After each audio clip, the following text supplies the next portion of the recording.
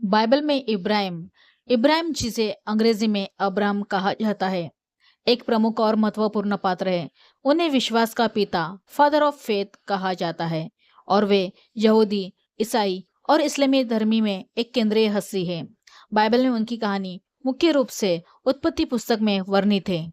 आइए उनकी कहानी और उनके जीवन की मुख्य घटनाओं को समझते हैं। इब्राहिम कौन थे?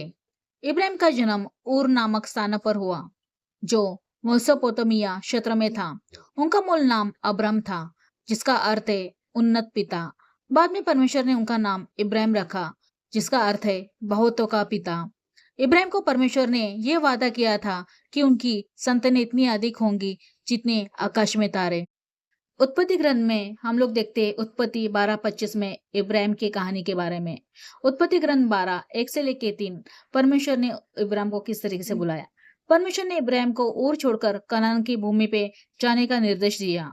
उन्होंने इब्राहिम से कहा, तू अपने देश, अपने जन्म स्थान और अपने पिता के घर छोड़कर उस देश में चला जा जिसे मैं तुझे दिखाऊंगा, और मैं तुझे एक बड़ी जाति बनाऊंगा। मैं तुझे आशीष दूंगा और तेरा नाम महान करूंगा। फिर आगे पढ़ते उत्पत्ति 16 में इस्माइल जन्म के बारे में। इब्राहिम और उनकी पत्नी सारा को कोई संतान नहीं थी। सारा ने अपनी दासी हाकर को इब्राहिम को दी ताकि उनके माध्यम से संतान हो सके। हाकर ने इस्माइल नामक पुत्र को जन्म दिया। इस्माइल को इस्लाम में भी महत्वपूर्ण माना जाता है। फिर आगे देखते उत्पत्ति 17 में परमेश्वर ने अब्राम का नाम बदलकर इब्राहिम रखा और सेरे का नाम बदलकर सारा रखा। परमेश्वर ने इब्राहिम से वादा किया कि उनकी पत्नी सारा के माध्यम से उन्हें एक पुत्र मिलेगा। उत्पत्ति 21 में हम लोग देखते हैं ईसाई के जन्म के बारे में। इब्राहिम और सारा ने वृद्धावस्था में एक पुत्र को जन्म दिया, जिसका नाम ईसाक रखा गया। ईसाक परमेश्वर के वादे के पुत्र था।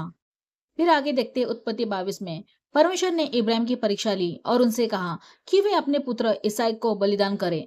इब्राहिम ने विश्वास और आज्ञाकारिता के साथ इसे स्वीकार किया, लेकिन जब वो इसहाक को बलिदान करने जा रहे थे, परमेश्वर ने उन्हें रोक दिया और एक मेढ़ा प्रदान किया जिसे बलिदान के लिए उपयोग किया गया। फिर उत्पत्ति 25 में हम लोग देखते हैं इब्राहिम ने 175 वर्ष की आयु में अपनी मृत्यु तक परमेश्वर के प्रति विश्वास और आज्ञाकारिता बनाई रखी। उनकी मृत्यु के बाद उन्हें मकपेला की गुफा में दफनाया गया। इब्राहिम के साथ परमेश्वर ने जो भी वादा किया, वो कौन से वादे थे हम लोग जानते हैं। एक, उनकी संतानों को इतनी अधिकता दी जाएगी जितनी आकाश के तारे और समुद्र की रेत। दूसरा, कनान की भूमि इब्राहिम और उनकी संतानों को दी जाएगी। तीसरा, परमेश्वर ने वादा किया कि इब्राहिम के माध्यम से सभी जातियां आशीष पाएगी। तो आइए जानते हैं हम लोग बाइबल में इब्राहिम का क्या महत्व है। इब्राहिम यहूदी धर्म के संत स्थापक माने जाते हैं। उनकी संतानें इसहाक और याकूब, जिन्हें बाद में इस्राएल कहा गया है, के माध्यम से यहूदी जाति बनी। ईसाई धर्म में इब्राहिम को विश्वास का पिता माना जाता है। उनका विश्वास ईश्वर के प्रति आज्ञाकारिता और समर्पण आदर्श है।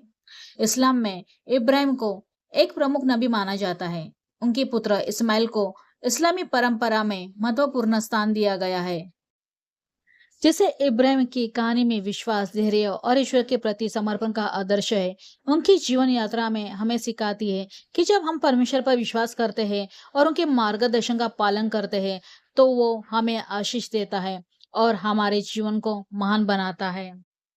तो हमें भी इब्राहिम के जीवन से कुछ सीख लेनी चाहिए। इब्राहिम ने परमेश्वर पर विश्वास किया और उनकी आज्ञा का पालन किया, चाहे परिस्थिति कितनी भी कठिन क्यों ना हो। उन्होंने परमेश्वर के वादे को पूरा होने के लिए वर्षों तक इंतजार किया, लेकिन कभी विश्वास नहीं खोया।